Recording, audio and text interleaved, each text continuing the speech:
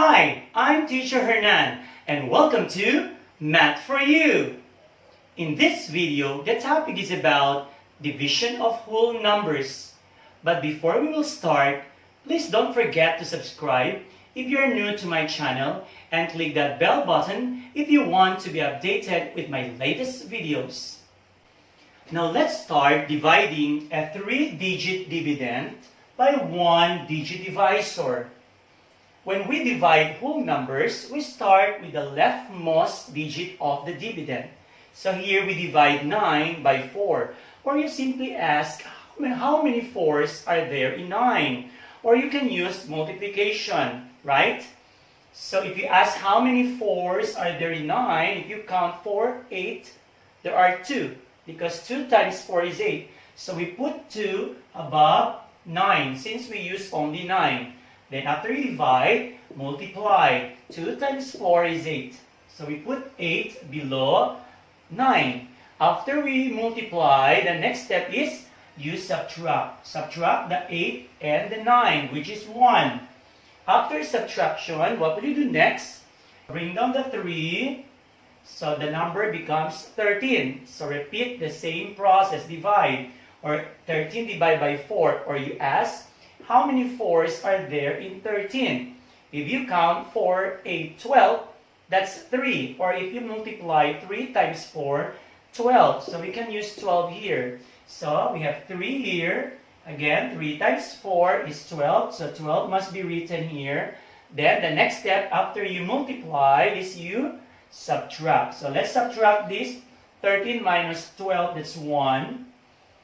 We still have one more digit here, so we bring down these 2. Then repeat the same process, so divide. How many 4s are there in 12?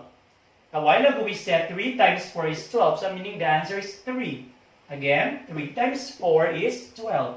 And after that, subtract. The answer is 0. So since no more digit to bring down, so our final answer is 233. And the answer in division is called quotient.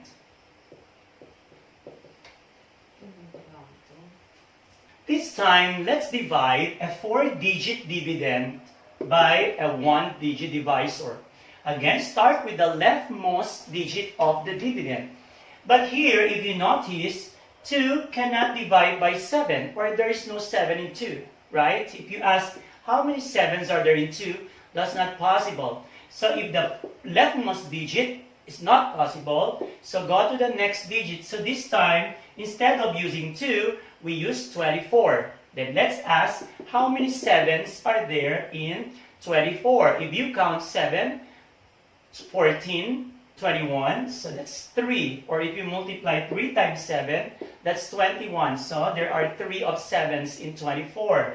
Since we use 24, so we write the 3 above 4. Again, 3 times 7 is 21.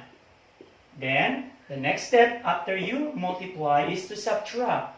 24 minus 21, that's 3. Next, after you subtract is to bring down. Bring down the digit here. So we bring down the 3, then repeat the same process. So 33 divided by 7, or how many 7s are there in 33? So if you use multiplication, 7 times 5 is 35. It's more than 33. So let's use 4. 7 times 4 is 28. So we can use 4 here, then 28 here.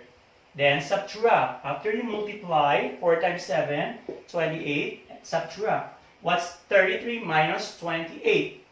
Yes, that's 5. Since we still have one more digit here, so continue. Bring down. This time we have 51, then divide again. Or use multiplication. 7 times, if I have 7 times 8, that's 56. That's more than 51. So what about 7 times 7? 49. So we can use 7. 7 times 7 again is 49.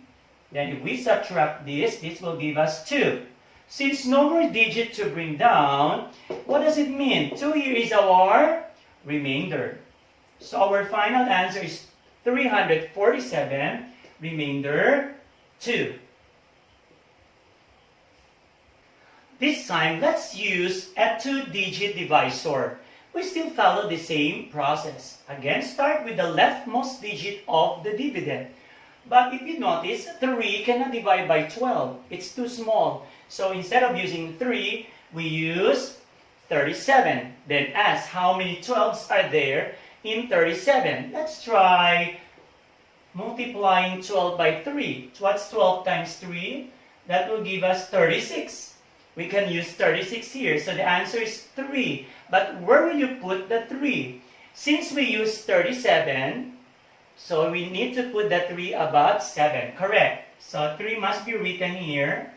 Then 3 times 12, 36. So we put 36 here. Then after you multiply, subtract.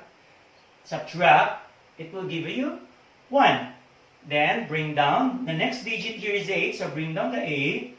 Very obvious. If you ask how many 12s are there in 18, there is only 1. So we put 1 here. Then 1 times 12 is 12. Then subtract again. Subtract 18 minus 12, that's 6. Correct. We still have one more digit here. So bring down. Continue.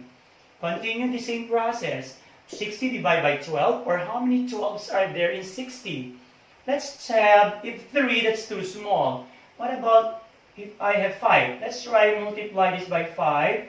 I'll get 60. So that's exact. So the answer is 5. So we put 5 there. Then the 60 here. Then subtract. You get 0. No more digit to bring down, right? Meaning our final answer or quotient is 315. Let's have the last example. This time, let's divide a 5-digit dividend by a 2-digit divisor. Again, start with the leftmost digit of the dividend.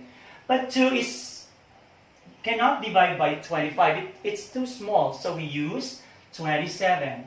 So it's obvious there is only one 25 in 27, meaning 27 divided by 25 is just 1. Again, the answer must be written above 7 since we use 27. Then multiply, you get 25. After multiplication, we do the subtraction. So subtract 27 minus 25, that's 2. After subtraction, we bring down one digit, which is 4. So it's 24. But if you notice, 24 divided by 25 cannot. Meaning to say the answer is what? 0. Don't forget to write the 0. When you bring down, then if you cannot divide, the answer is 0. Then bring down another digit, which is 8. So this time, I have 248. So how many 25s are there here? So let's use multiplication. Let's try 8. Let's multiply this by 8. Let's have 8 times 5 is 40, carry 4. This is 16, 20, this is 200. 200 is too small for 248. So let's have 9. 25 times 9, that's 45, carry 4. That's 225. 9 is the biggest number you can put here. So that's our answer now. Since 225 is smaller than 248. So the answer is 9. So 9 times 25 is 225. Then let's subtract. Subtract, you get 2, 3 here, 2 here. Then this is 0 already. Correct? But we still have one more digit here. So we bring down the 2. Let's bring down the 2.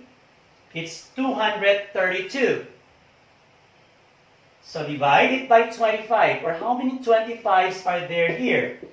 So if we use the 9, 225 is what?